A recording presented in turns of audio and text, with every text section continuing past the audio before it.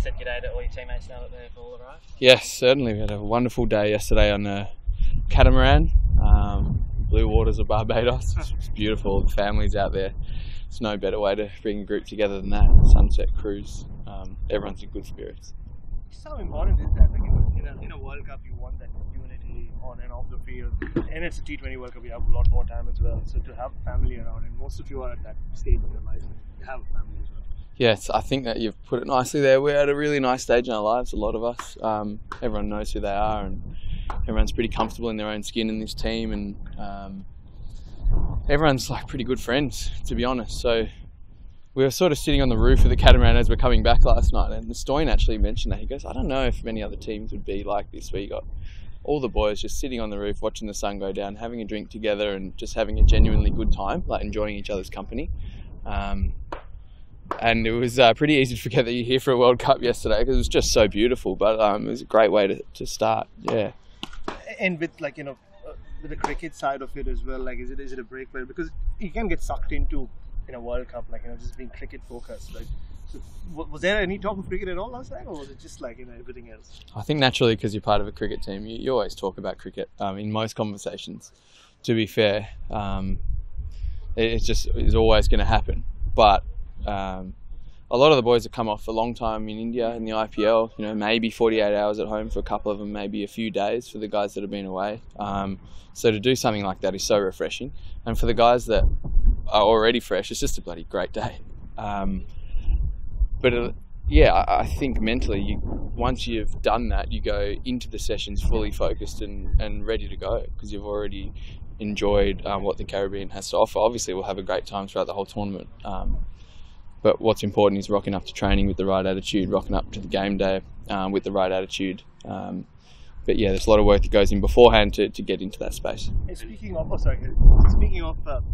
being in different stages of that, with your bowling in particular, Ashton, you haven't played a lot of T20I cricket. Yeah. Where are you with your bowling? Yeah, I'm good. Yeah, I feel pretty good with the ball in hand. I think from experience now, even if you're not feeling good, you just have to find a way to make it work. And when you're feeling good, you got to really enjoy that and make sure you keep drilling that in and be disciplined with your preparation, so that lasts for as long as possible. So I feel like that's where I'm at with my bowling. If I don't feel good, well, then I just do what I need to do to make it work and be effective. And if I do feel really good, I ride that wave and try and make it last as long as possible. So yeah, that's sort of where I'm at. Was the stuff you're doing with the cones and the analysts filming you, was that part of, was there something that you didn't feel was right there? No, that's all just discipline. Making sure you're doing the basics. I think before a tournament where you're probably not going to train too much, where the matches sort of start coming thick and fast, you want to get all of your drills in. You want to make sure you're good to go and all your mechanics are working really well. So that's just a little drill that I like to do. Nailing out between that 4 to 6 metre length, getting my shoulders working in the right path, just making sure everything's running as smooth as possible. And without a batter, because it's sort of hard without that reference point, without the batsman sometimes, so you have to be really spot on. And Ronnie knows my mechanics really well too, so we just try to drill some stuff down before game one. Yeah, so that's the technical side, like thinking about tactics. I know we're really open, windy ground here. It's not all going to be like that, but wind does kind of can be a factor. You played some games here in the Windies where I think solution was a big factor. How much tactical thought have you thought about that this morning? You have to do it on the run, I think. Right. Which end you're giving the ball, and obviously if you're in the wind, which side of the ground you're trying to get them to hit to. Which batters, obviously with the West Indies, they're full of power hitters. So a good day looks very different there, and how you bowl looks very different. A traditional off spinner is probably not the go against those guys. Getting wide, getting fast inside and under their swing, things like that. And obviously getting him hitting to the side that the wind isn't going is going to be really important. There's been a lot of weather around, so I imagine it's going to be windy every day here in Barbados. But the good thing is we won't be surprised. Yeah. And just the possibility of rain. You're in the wet season here. Yeah. Is that something that you have to train extra for, or think about differently? Maybe only long 2 overs in the game. Yeah, it was actually good to play that practice game the other night against the West Indies. We had 4 ball changes in our innings. it was like soap. And that wasn't because of dew, it was just because it was a wet ground to start with. Like, it was so wet. 4 ball changes, pretty extreme. And the ball was just falling to pieces, and to try and hold the ball was a real challenge. But it was actually good to have that practice, so I've got a better idea of how I would go about it if I was using a wet ball now, particularly against some of the best hitters in the world. So, I mean, there's no better situation to be in. And how much do you guys know about Oman? Well, a lot of us probably haven't seen a lot of them play before, but the good thing is all the footage there is of them, we have available to us. So it's more about when guys do their research. Some guys like doing it now, some guys do it the day before, so it's fresh in their minds. But that's the best thing, everything is filmed now, and then whatever's filmed is going to be available to us. So I guess we'll know everything there is to know. And are you someone who likes to go really in depth with that planning and that strategy? Or? Not too deep. Yeah. Not too deep. I think I've got to try and focus more on my own skill as a first point of call, and bowl on skill, with a plan in the back of your mind. Some guys you have to be way more specific because they have some extreme strengths, but really you want to double down on your own skill. Is it like different, like when you're watching footage when it comes to T20 cricket as say Test cricket? You can plan more because it could just be that one innings where that guy was good or had a good day as well, right? Definitely. I like wickets, seeing how they get out, seeing where they hit their sixes, and then also seeing their first sort of 10 balls. That's what I quite like to see of each batter, and that's pretty much it. I think that's as in-depth as you need to go. Like I said before, there's some guys that are outliers that you really need to get pretty funky with. The hard part now is that guys are just getting so good at hitting sixes, and they have a lot of range in their areas. So it's working out how to get outside of their swing or inside of their swing and which one works.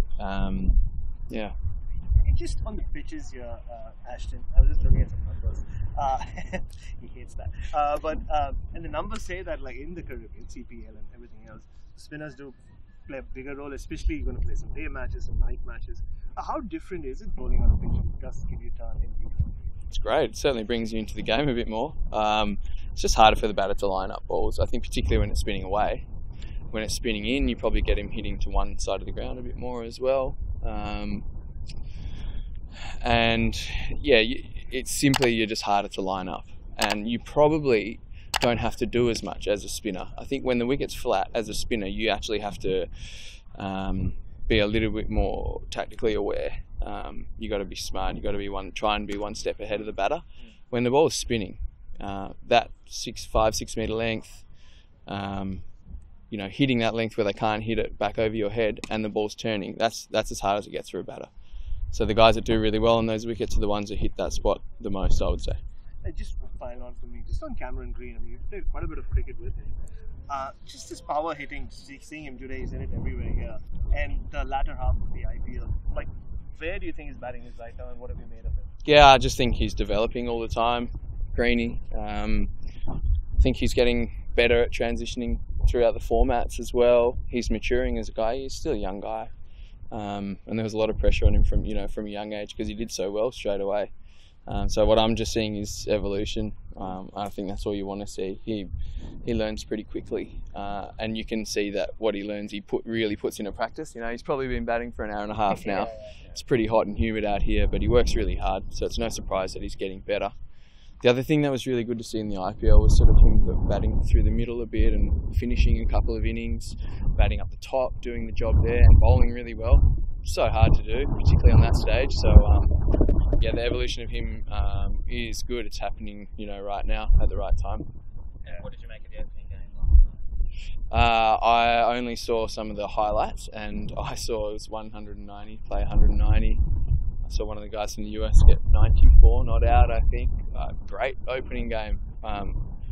US Canada, to have a game like that, it's a hell of a start to the tournament. I'm pumped for those guys. I think they would have loved it. I think it's good for world cricket. Certainly, makes the game a bit bigger. You have those teams who you don't see much of putting on a show like that. It's just great for the game, great for the growth of the game. Fastest cricket score updates या सबसे detailed stats. Cricket के अंदर बाहर की खबरें या healthy debates. सबसे accurate analysis या fans का craze. सबके लिए एक ही प्लेटफॉर्म, क्योंकि क्रिकेट मतलब क्रिकेट नेक्स्ट।